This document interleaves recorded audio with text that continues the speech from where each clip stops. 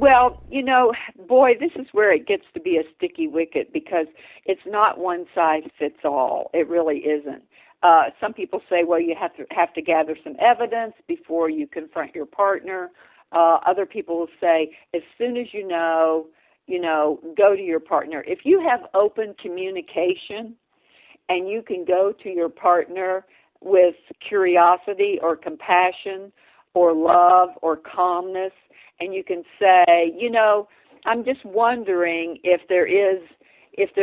somehow I'm feeling your distance with me, and I'm wondering if there's someone else in your life that's more interesting, or it seems like, because what you'll notice is they'll be there but not there. That's what you'll notice.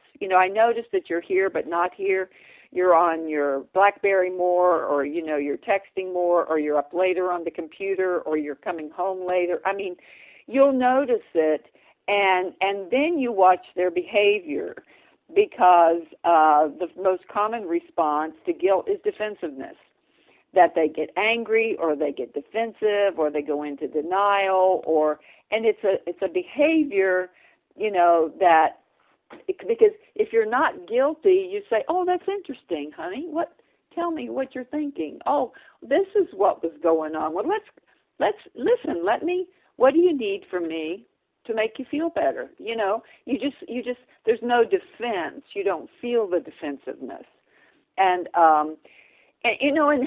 generally you might want to say sooner the better, because when do these affairs end? The affairs end. There are about 4 or 5 scenarios of how these affairs end. And one of the scenarios is when you shine the light of day on it and everybody knows about it, first of all, it takes away the secrecy, and it's often not as much fun. Mm-hmm.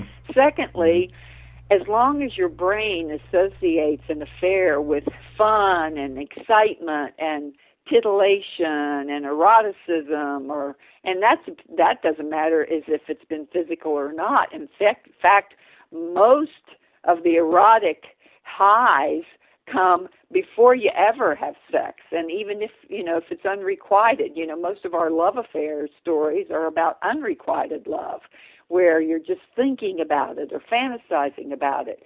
But if you associate your this affairee partner with excitement, as long as your brain associates having this affair with excitement, then you're going to move toward it.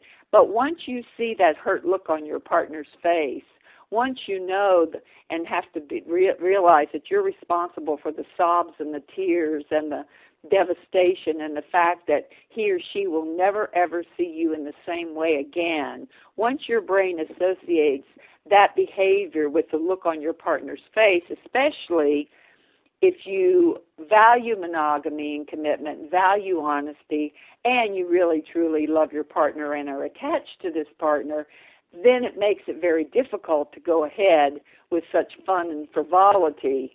So that's a second way that the affair can come to an end, which makes a case for asking sooner rather than later. I sort of gave you a long answer to that question. What do you do when you actually believe your partner is having an affair? Mm-hmm. And do you wait and gather evidence, or do you ask or confront or present your concerns to the partner right away? And I was making a case for sooner the better in a way. But you probably know your partner. If you know your partner, first of all, has a track record of doing this, is an angry person, a defensive person, is a person that you fear his or her reaction, you better get some evidence.